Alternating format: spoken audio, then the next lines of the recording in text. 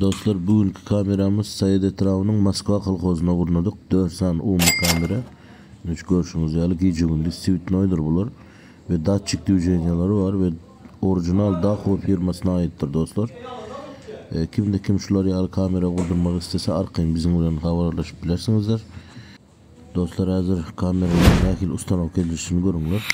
Arkasında şular yalı görüşünüz yalı kuratınca kabiller onurca geçirikilce hiç kile sallam sadece koyup durmaya dostlar. Kabel kanalı alıp versenizler kabel kanaldan hem geçirip veriyaz dostlar arkayın. Yine şular yalı iyileşimiz hövlüsünü görküzü görünler yalı edip hayiş etti. Özü Kiper'da işleyen ekeni. Yine görüşünüz yalı. Kutuğun yerinde Daşar yurttan Kiper'dan görüp oturacaktır öyünü. 4 kamerasından dostlar. Yine şular yalı öyünün daşkı tarafı. Böyle yan kayıtçımı al Moskva kolkoz dostlar. Ne? Televizorda da çatıp verdik dostumuza.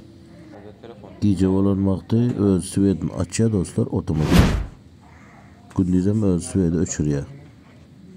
Şular yalı adam geç gitse zadetse arkayın öz karabkanın için alıyor.